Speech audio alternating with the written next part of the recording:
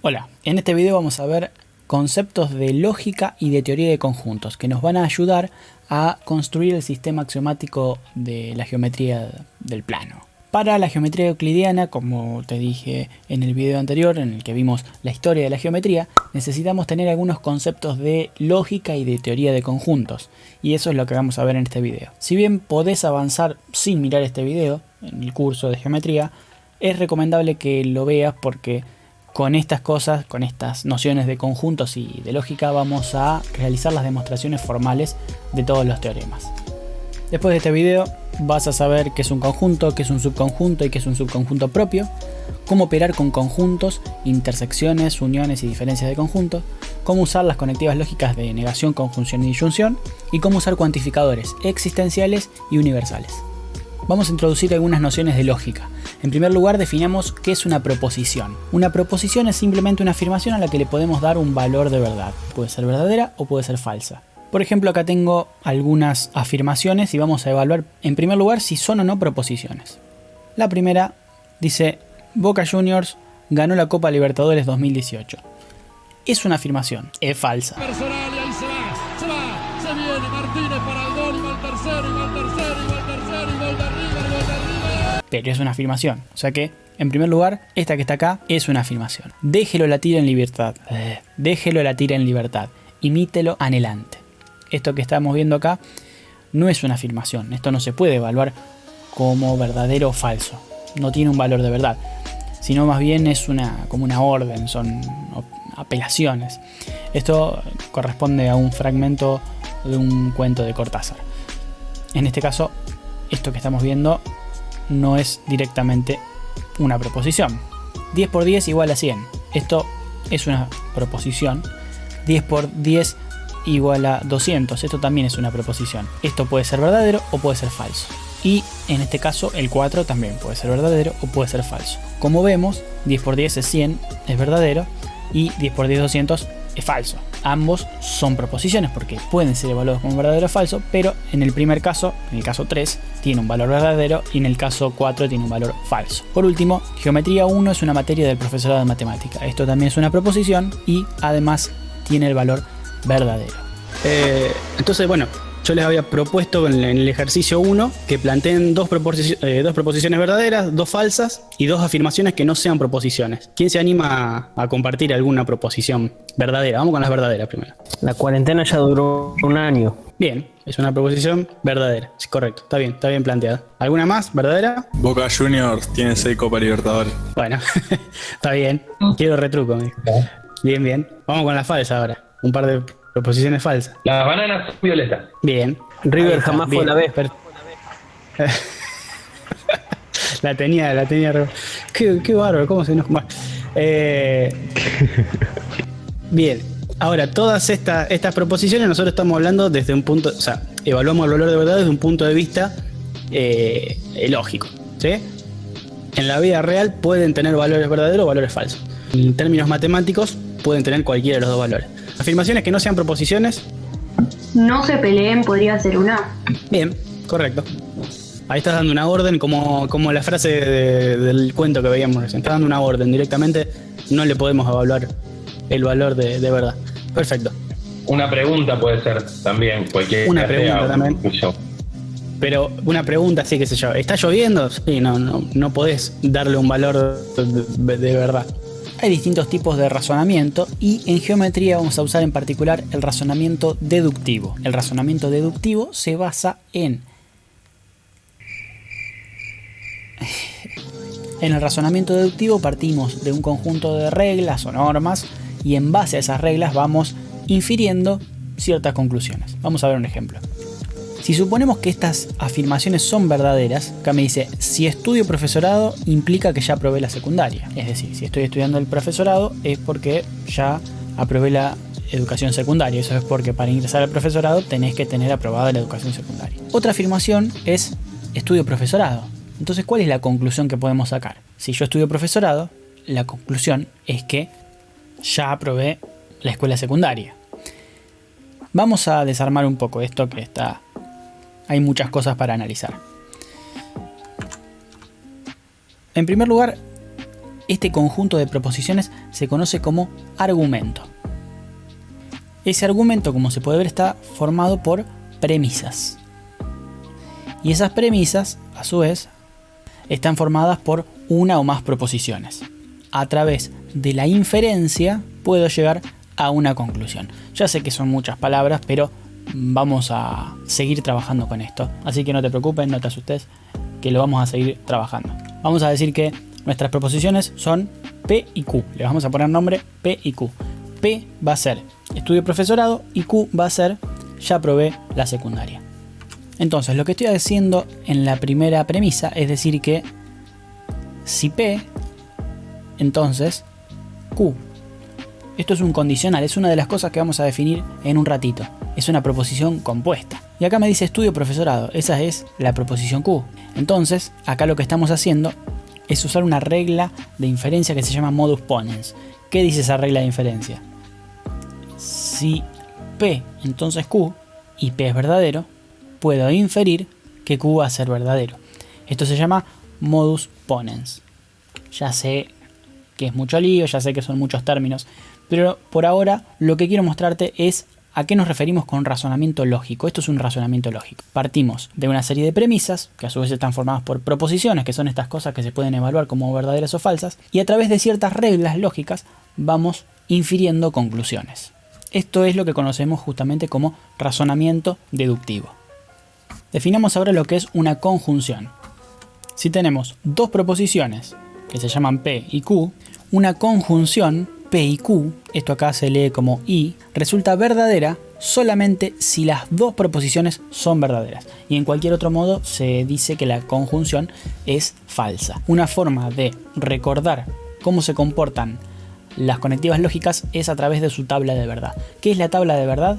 Sería realizar una tabla con todos los valores de verdad posibles que tenemos para las proposiciones. En este caso nuestras proposiciones son P y Q, y acá vamos a indicar el valor de verdad que va a tener como salida la conjunción, es decir, P y Q. ¿Cómo pueden estar los valores de verdad de las proposiciones P y Q? Bueno, pueden ser las dos verdaderas, es decir, verdadera verdadera, puede ser verdadera P y falsa Q, puede ser falsa P y verdadera Q, y puede ser falso P y falso Q. Estas son todas las posibilidades que tenemos, están todas enumeradas. Entonces ahora lo que vamos a hacer es analizar qué pasa con la conjunción para cada una de estas combinaciones de valores de verdad. ¿Qué me dice la definición? Que la conjunción va a ser verdadera solamente si las dos proposiciones son verdaderas. ¿Dónde son las proposiciones verdaderas? Solamente en el primer renglón, solamente cuando tengo este caso. En todos los otros casos va a ser falso. Vamos a ver un ejemplo de conjunción. La conjunción la tenemos cuando se usa el y. Entonces, yo puedo decir que para regularizar geometría se debe aprobar sí o sí el primer parcial y el segundo parcial. Es decir, si no aprobaste ninguno, no regularizás. Si aprobás el primero pero no el segundo, no regularizás. Si reprobás el primero y aprobás el segundo, no regularizás. Sí o sí tenés que tener los dos aprobados. Si lo llevamos a la tabla de verdad, podemos decir que P es aprobar el primer parcial y Q es aprobar el segundo parcial. Entonces, la única opción que hace que la conjunción sea válida es la primera, que se aprueben los dos parciales. Fácil.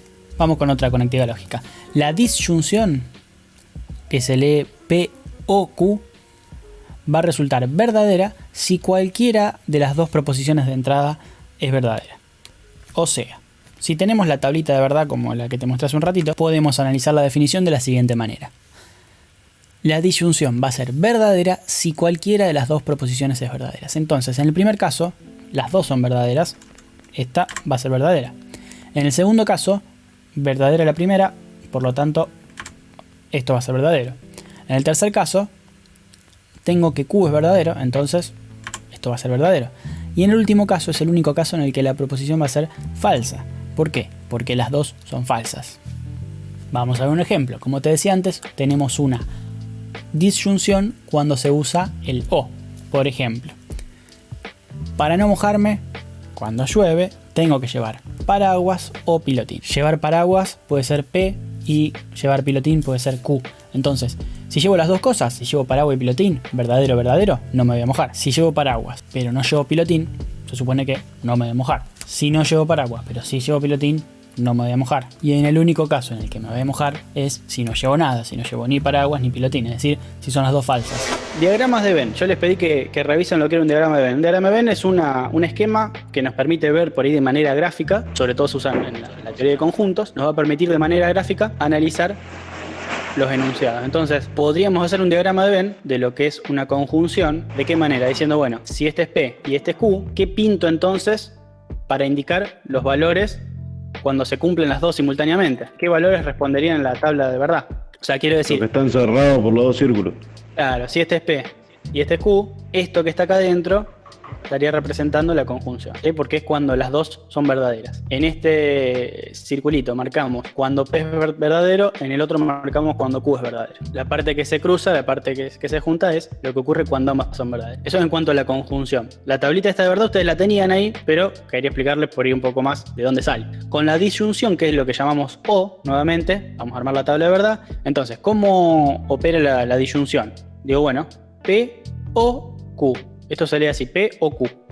¿Cuándo va a ser verdadera el O? Cuando una es verdadera, acá, cuando uno es verdadero, o bien cuando las dos son verdaderas, ¿sí? O sea, una proposición de O, es decir, una disyunción va a ser verdadera cuando ambas sean verdaderas o cuando una de las dos sea verdadera, ¿sí? ¿Cómo les parece que va a ser el diagrama de Venn acá, en este caso? Lo voy a ir dibujando mientras tanto. Todo pintado. Si este es P y este es Q, voy a pintar P y voy a pintar Q también. Sí. ¿Sí? O sea, tendría que pintar todo. Bien. Este rectangulito que ahora ya que estamos lo digo porque eso no lo aclara en la bibliografía, este rectangulito que está acá es el universo, ¿sí? De los posibles resultados. ¿Está? Y también se podría llegar a pintar si estuviera negando eso justamente. Si estuviera negando P y Q, tendría que pintar los valores que no son P y Q, que son los que están afuera. Si yo estuviera negando P y Q, tendría todo lo que está afuera, que sería lo opuesto que pinté ahí. Vamos a construir la negación, que era uno de los ejercicios, no me acuerdo cuál en este momento. El 2, el ejercicio 2. El ejercicio 2 dice, la negación es un operador lógico en el que, dado una proposición P, devuelve falso si P es verdadera y verdadera si P es falso. Ahí lo que había que hacer es lo siguiente, ¿sí? Si yo tengo solamente la proposición P, ¿qué valores posibles tiene P? ¿Verdadero o falso? Verdadero o falso. Entonces, P puede ser verdadero o puede ser falso. Entonces, voy a armar la tabla de verdad. Digo, bueno, el negado de P se pone así, este ganchito, que significa negación, y P. Entonces, cuando P es verdadero, el negado de P es falso. Cuando P es falso, el negado de P es verdadero. Fácil. ¿Cómo es el diagrama de Venn en este caso? Bueno, si este que está acá es P, no P sería todo esto. El negado de P sería todo lo que está afuera. Esa sería la forma de resolver el ejercicio 2. Esa es la tabla de verdad y el diagrama de Venn de la negación. Ahora vamos a empezar a combinar negación, disyunción y conjunción y vamos a construir la implicación, la doble implicación. Bueno, el ejercicio 3 pedía esto. Ya pedía una tabla de verdad de no P o Q. Cuando tenemos eso, cuando tenemos una proposición compuesta, lo que puede ayudar para que no le erremos después cuando estamos pensando es, primero, tomás P, tomás Q y tomás los valores posibles para P y para Q. Decís, bueno, esto es verdadero, verdadero, verdadero, falso, falso, verdadero o falso, falso, ¿sí? Entonces vamos a analizar todas las proposiciones posibles, todos los valores de verdad posibles, mejor dicho, ¿sí? Vamos a gastar un poco más de hoja, pero no le vamos a errar. Ahora vamos con esto. Primero, no P. ¿Cuál sería no P? Sería agarrar lo que dice P y negarlo. Entonces en este caso, en este renglón, el primero, voy a ponerle el número. Esto, 1, 2, 3, 4. ¿Qué va en el primero? Verdadero. Falso. Falso. Claro, tengo que tomar lo que dice P. Si P es verdadero, no P. Falso. Acá. ¿Verdadero? Claro que vivo, 50-50. Si el segundo me dice P verdadero, le pongo falso, ¿sí? Acá me dice falso, le pongo verdadero. Acá me dice falso, le pongo verdadero. ¿Hasta ahí vamos? Sí. Bien, y ahora me dice no P o Q. Ya no P lo tengo acá y Q lo tengo acá. Entonces, ¿vieron lo que hicimos hace un ratito? Voy para atrás. Lo que hicimos con la disyunción, ¿qué es esto? Es analizar qué pasa con el O. Decíamos que el O era verdadero ¿cuándo? Cuando las dos son verdaderas o cuando una de las dos es verdadera. O sea, el único caso falso era este, era en el que tengo falso falso. Entonces me vuelvo para el de recién. Si yo en esta columna hago no P o Q, tengo que tomar estas dos columnas y analizar la disyunción, ¿sí? Entonces, en este caso, tengo verdadero o falso. ¿Cuál es el resultado de esa operación? Hacer verdadero o falso. Verdadero. Acá tengo falso, falso. Falso. Falso. Verdadero, verdadero. Verdadero. Y falso, verdadero. Verdadero. Verdadero. Perfecto. Bien, esto que acaban de ver acá, esto que está acá, es la definición, el no P o Q, es la definición de P entonces Q, ¿sí? Esto que acabamos de hacer es la definición de P entonces Q. ¿Qué es P entonces Q? Es algo equivalente a decir no P o Q. Y tiene esta tabla de verdad, ¿sí? Es una flechita simple, así, no doble, ¿eh? No estoy diciendo implica, estoy diciendo si P, entonces Q. Y decimos que P es el antecedente y Q es el consecuente, ¿sí? Esto que estoy diciendo, el P entonces Q se llama condicionante. Pero Condicionamiento. P es negativo, o sea, si es. Pero la negativa de P o P. No, P, o sea, decir P entonces Q es equivalente a decir no P o Q. O sea, sería una forma abreviada de decir esto, ¿sí? Ok. ¿Por qué les digo esto? Ahora lo vamos a ver en profundidad. Antes, cuando decíamos sí, y vuelvo, ahora vuelvo a esta diapositiva, esta filmina, dijo Alberto. Si estudio profesorado implica que ya probé la secundaria, ese primer argumento, perdón, esa primera premisa, está ahí implícita el no P o Q, o sea, estos valores de verdad. ¿Cuándo va a ser verdadera si estudio profesorado, entonces aprobé la secundaria? Cuando las dos sean verdaderas, cuando las dos sean falsas, o cuando la primera sea falsa y la segunda verdadera. Ya sé que me dio un quilombo esto, pero no se preocupen que vamos a ver muchos más ejemplos de esto. Pero lo importante es que, sobre todo, que noten ahora que no es lo mismo decir si P entonces Q, que P implica Q. Es muy normal confundirse, sobre todo hay libros incluso en los que están mal traducidos, para el uso que le damos nosotros, y dicen que esto, P flechita Q, es exactamente lo mismo que decir esto. ¿Sí? Son dos cosas diferentes, ¿tá? Esto que estamos viendo acá, con una flechita, al menos en el contexto que lo estamos definiendo nosotros, esto es un condicionamiento, ¿sí? Y esto que estoy marcando acá es una implicación.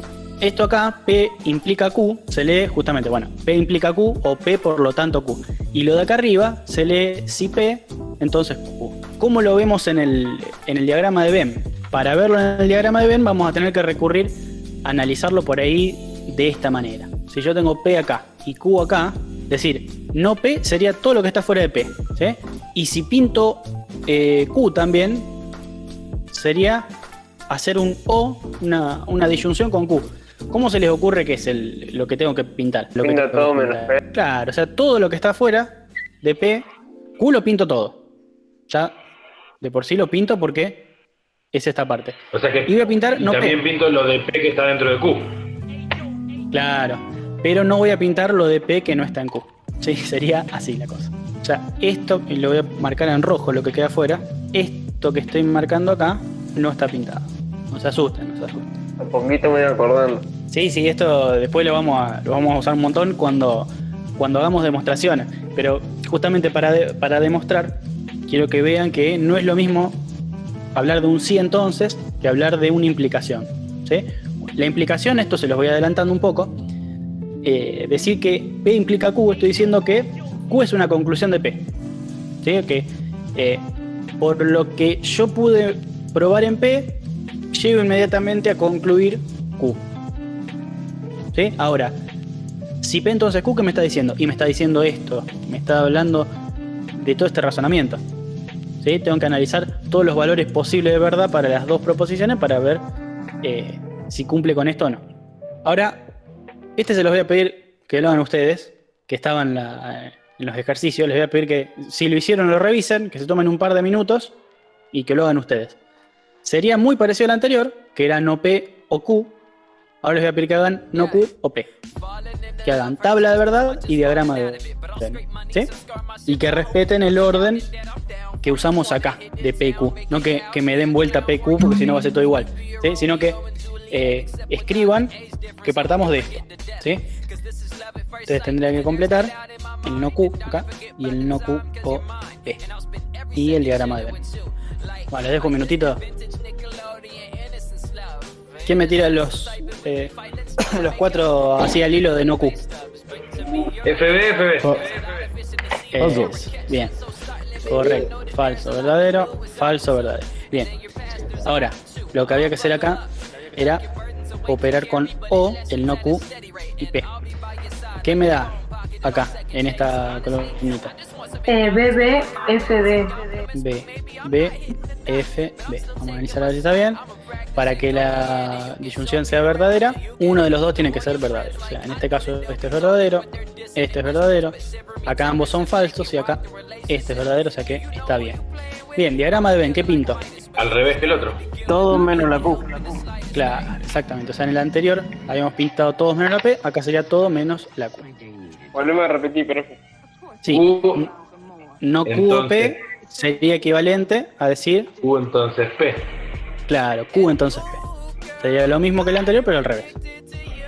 O sea, esta tabla de verdad corresponde a Q entonces P. Si Q entonces P. ¿Sí? Es el condicionante, pero con las proposiciones al revés.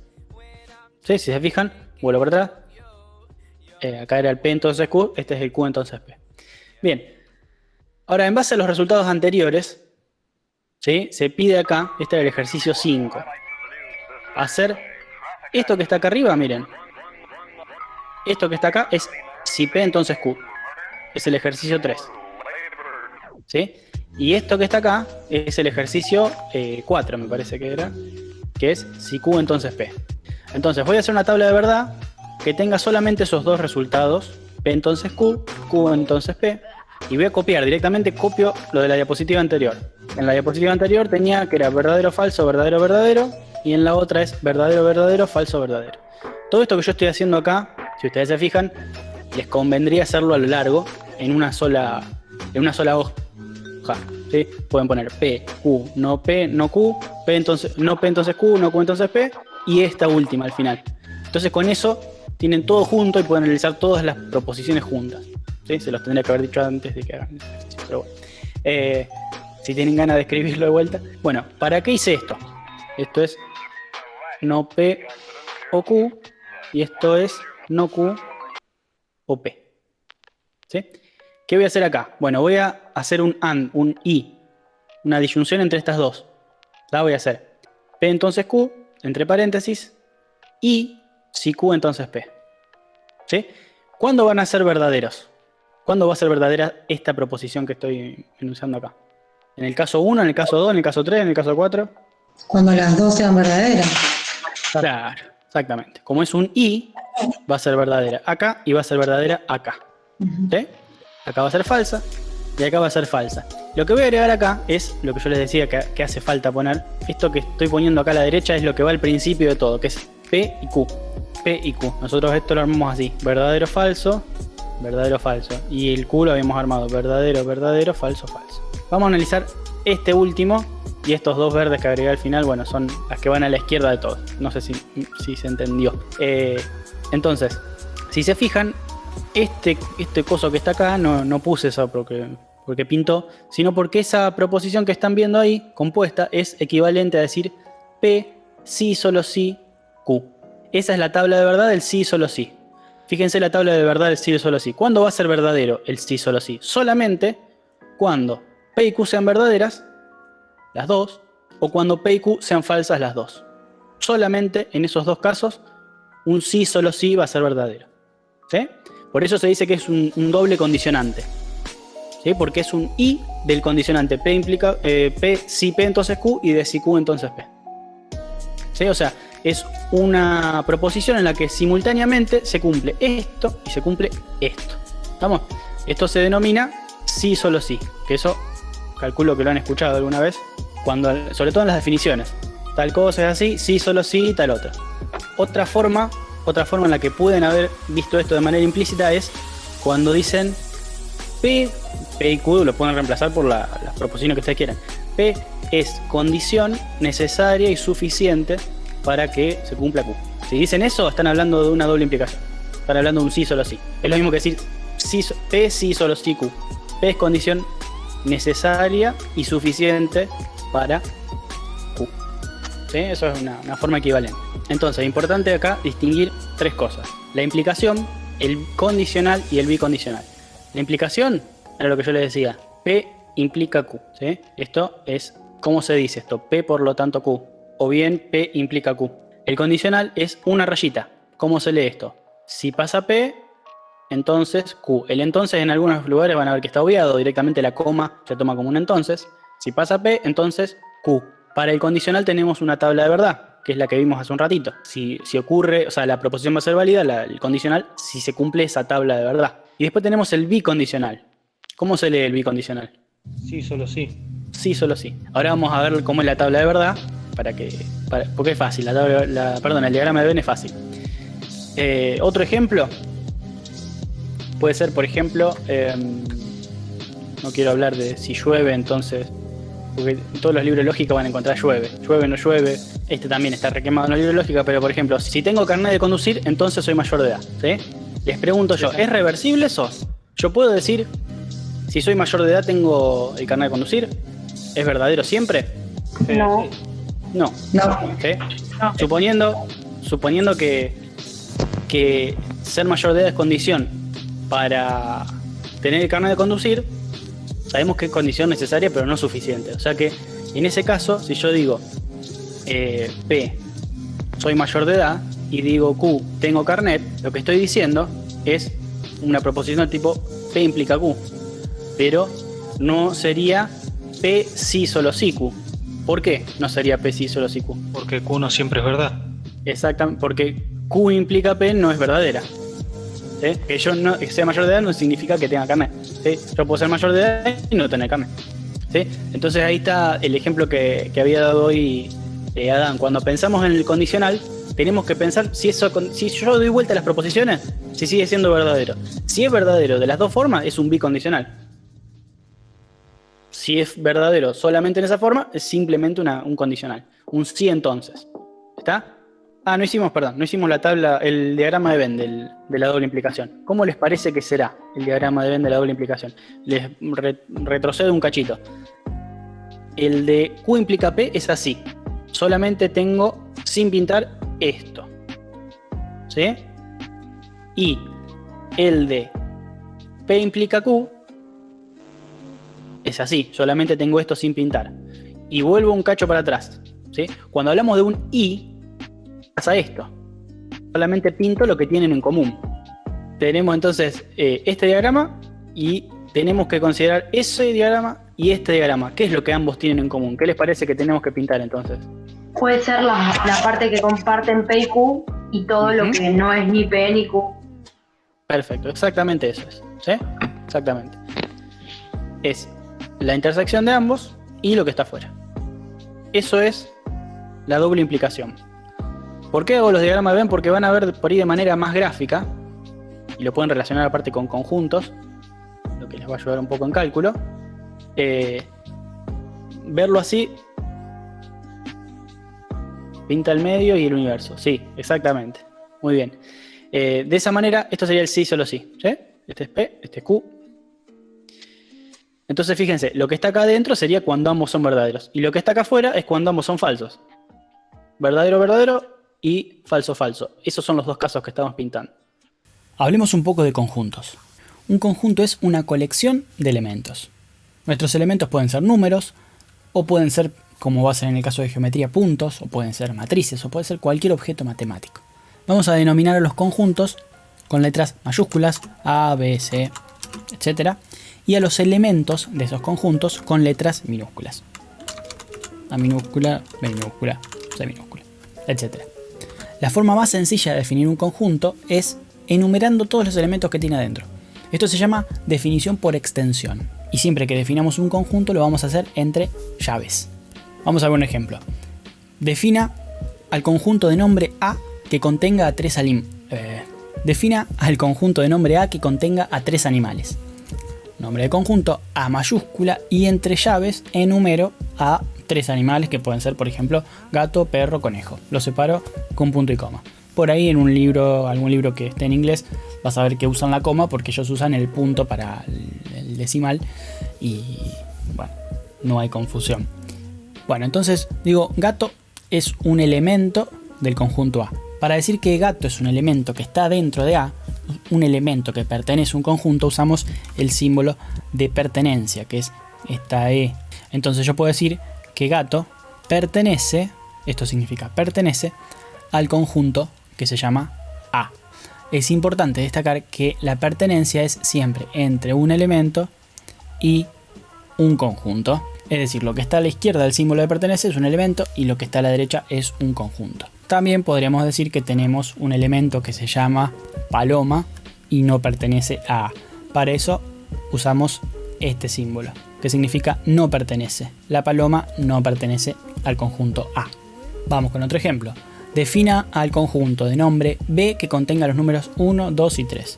Bueno, nuevamente la letra va a ser la D mayúscula y adentro voy a indicar entre llaves 1, 2 y 3. Y si ahora tenés que definir el conjunto que adentro tiene un solo elemento, que es el número 2, y bueno, en este caso me pide que sea el conjunto de nombre C, que adentro tenga al número 2. Eso es todo. Eso es un conjunto que adentro tiene el número 2. Ojo, que no estoy diciendo que C es igual a 2. Si no le pongo la llave, estoy diciendo que el objeto matemático del cual estoy hablando es un número. Es un numerito que es igual a 2, en este caso. Ahora, en este caso, en el de arriba, no es un numerito 2, sino que es un conjunto que adentro tiene el número 2. Son dos cosas diferentes. ¿Puede un conjunto no tener elementos? Sí. De hecho, en el ejemplo 8 se nos pide que definamos un conjunto de nombre D sin elementos. Esto se llama conjunto vacío.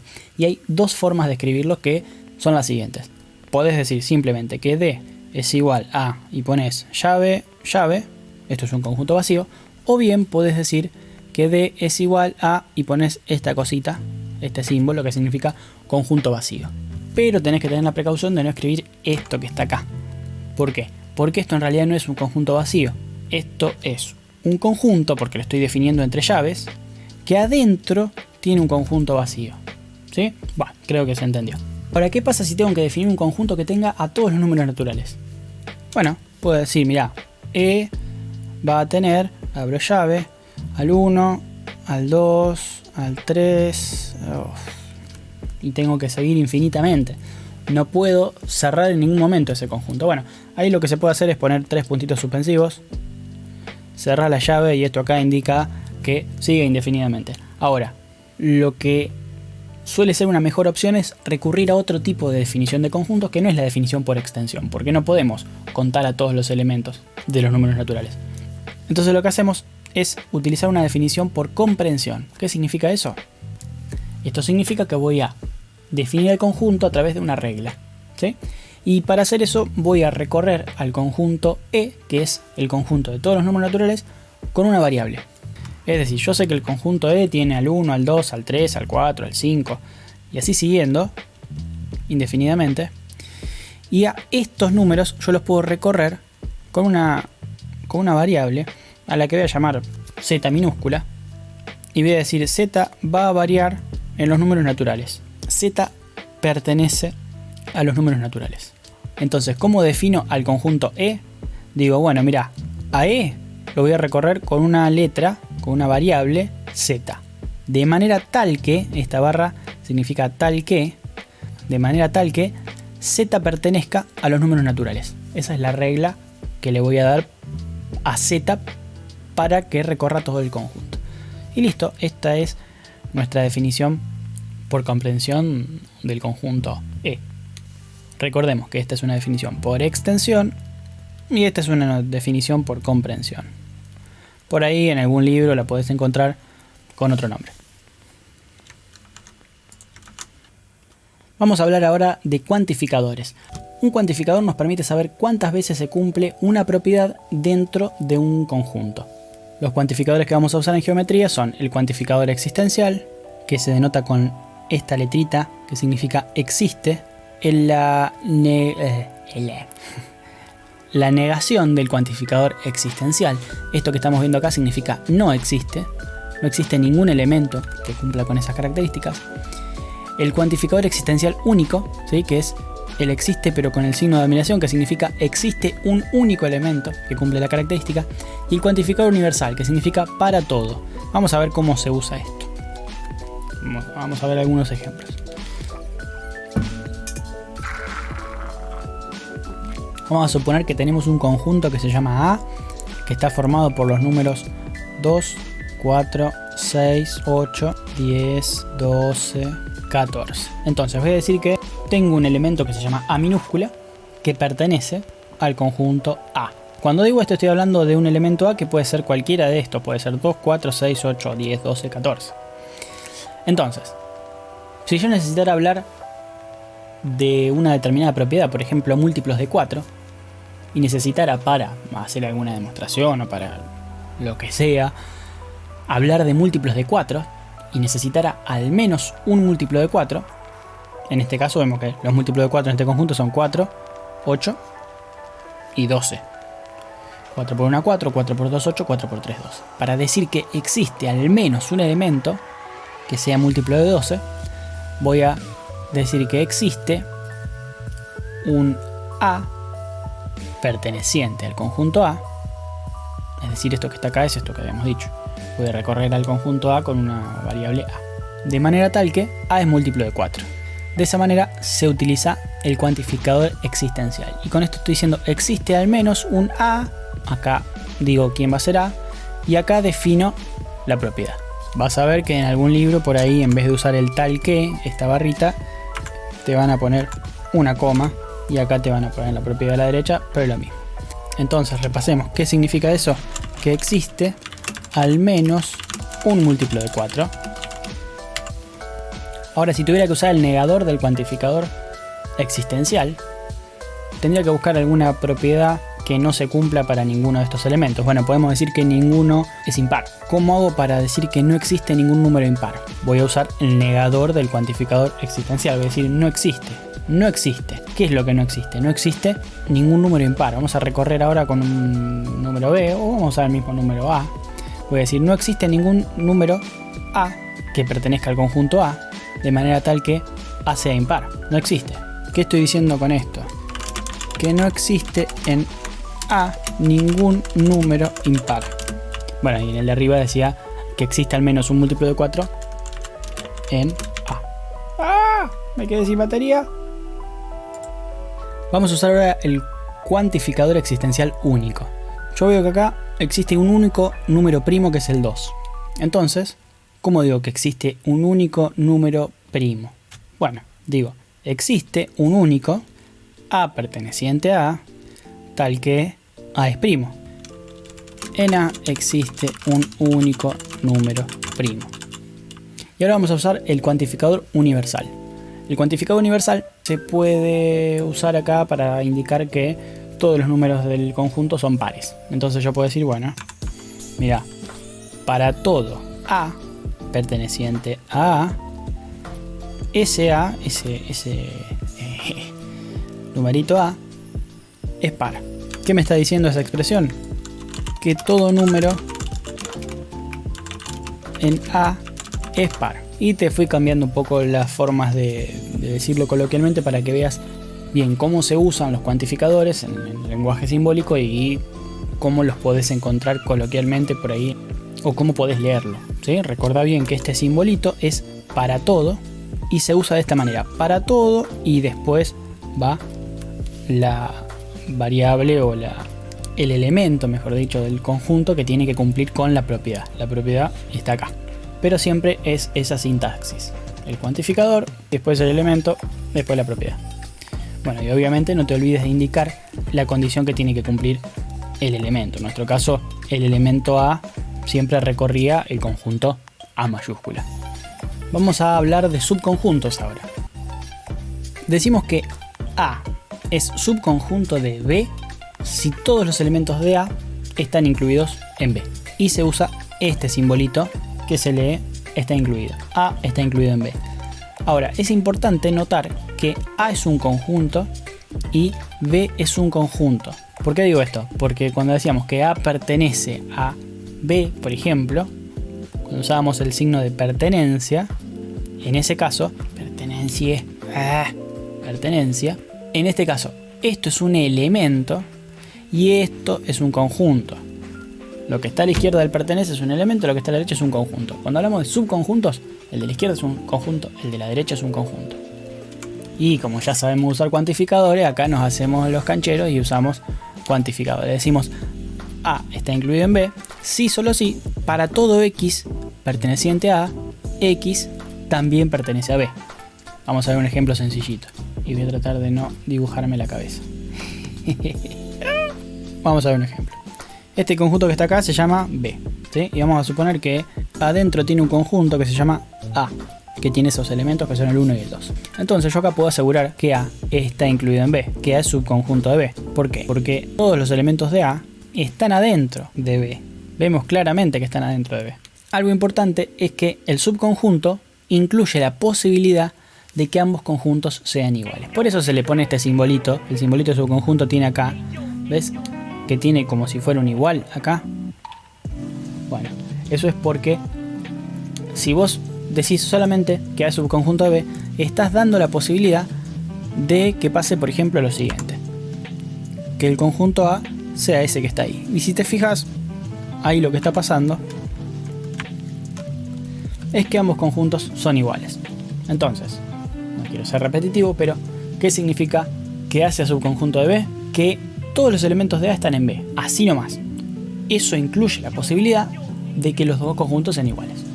Ahora, voy con otra definición que es parecida a la anterior, que es la del subconjunto propio. Y acá vas a ver que el numerito dice definición 5, definición 7, me salté la 6. Bueno, ahora vuelvo a la definición 6. Pero primero vamos a la definición de subconjunto propio, así la distinguimos de la de subconjunto. Se dice que A es subconjunto propio de B si todos los elementos de A están incluidos en B.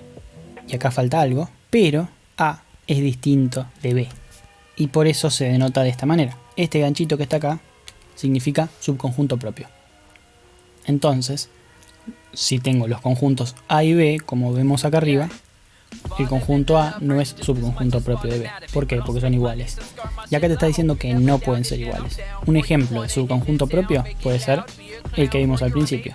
Tenés el conjunto que tienen los elementos 1, 2, 3, 4, que va a ser B, y el conjunto A va a ser ese que está ahí. Ahí podés asegurar que A es subconjunto propio de B, porque tenés los mismos elementos, pero te sobran más elementos en B. Cuando vos decís subconjunto propio, estás asegurando que en B te van a sobrar elementos que no pertenecen a A. Bueno, pero ¿cuál es la definición que nos está faltando? La definición de igualdad de conjuntos, la definición 6.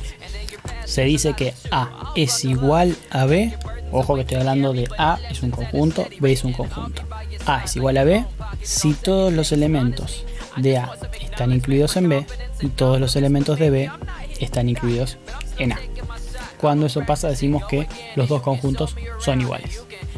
Vamos a hablar ahora de 3 operaciones de conjuntos: unión, intersección y diferencia de conjuntos. Y con eso terminamos por hoy.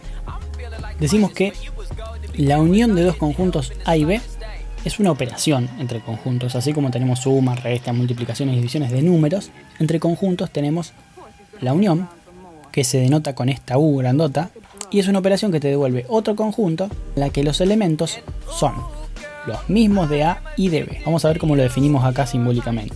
Decimos que X, letra minúscula, para recorrer la unión de los conjuntos con un elemento. Letra minúscula, elemento. Y tenemos el signo de pertenencia, que significa esto es un elemento, esto es un conjunto. ¿Sí? Ahora vamos a ver un ejemplo numérico más sencillo, pero está bueno que empecemos a introducir notación. Entonces, X va a pertenecer a la unión si solo si ese X pertenece a A o pertenece a B. Entonces, si yo tuviera, por ejemplo, un conjunto A formado por el 1, el 2, el 3, el 4 y un B formado por, no sé, el 3, el 4, el 5 y el 6. La unión va a recorrer todos los elementos de A, que son 1, 2, 3, 4, y todos los elementos de B, que son 3 y 4, ya los puse, 5 y 6. Una forma de verlo gráficamente es con los diagramas de Venn. Decimos que este es el conjunto A y este es el conjunto B. Tengo 1, 2, 3, 4, 5 y 6. Y Con la unión estoy enumerando a todos los elementos de A y de B.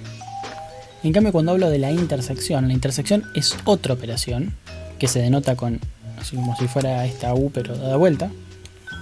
Y es una operación que devuelve otro conjunto, pero los elementos van a ser los comunes a A y a B.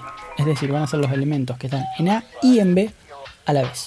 Si usamos el mismo ejemplo anterior, tenemos que este es el conjunto A, que tiene los elementos 1, 2, 3 y 4. Y este es el conjunto B, que tiene los elementos 3, 4, 5, 6. Entonces, los voy a recorrer con una X, que recorre todos los elementos. Tengo que ver que se cumpla el I. El I iba a ser verdadero solamente cuando las dos sean verdaderas. Entonces, por ejemplo, si X vale 1, vemos que X pertenece a A, es verdadero, pero X pertenece a B no es verdadero porque el 1 no está en B. Verdadero y falso, esto me da falso. Por lo tanto, el 1 no está en el conjunto. Lo mismo con el 2, pero con el 3 y con el 4 voy a tener que las dos son verdaderas, por lo tanto, esto es verdadero. ¿Sí? ¿Qué estoy diciendo en pocas palabras? Que los únicos elementos que van a estar en la intersección son estos. Son los que pertenecen al mismo tiempo a A y a B. Entonces, A intersección con B es igual a un conjunto. ¿Y qué es lo que tiene dentro de ese conjunto? Los elementos comunes. Estos, los que pertenecen a A y a B a la vez. 3 y 4 en este caso. Eso es todo. Vamos con la siguiente operación, que es la diferencia. Y acá me permití dejar el mismo ejemplo de antes, así después vemos qué onda con la diferencia entre A y B. La diferencia entre dos conjuntos A y B es una operación que te va a devolver otra vez otro conjunto, pero los elementos que van a estar en A menos B, en la diferencia entre A y B, son los que están en A, pero no están en B. ¿Sí? Se tienen que dar esas dos condiciones, esas dos tienen que ser verdaderas. Es decir, X tiene que estar en A, como por ejemplo en este ejemplo 1, 2, 3 y 4 están en A, pero no estar en B. X no pertenece a B. Esto tiene que ser verdadero y esto tiene que ser verdadero para que ambos elementos pertenezcan a la diferencia. Entonces, ¿qué es lo que tiene la diferencia en este ejemplo? Todo lo que está en A, 1, 2, 3, 4, pero que no está en B. 3, 4 no va. O sea, lo que voy a pintar es esto solamente. Los únicos elementos de A menos B acá son 1 y 2. Otra forma de verlo es todo A menos B. Le saco los elementos de B. Y con esto terminamos con la parte de preconceptos. Ya estás listo, liste para comenzar a trabajar con los axiomas de la geometría euclidiana y a empezar a demostrar los primeros teoremas. Si querés, andate por acá y vamos a ver algunos ejercicios sobre esto para fijarlo mejor, porque acuérdate que no alcanza con verlo, sino que tenés que practicar. Y por acá ya tenés todo el desarrollo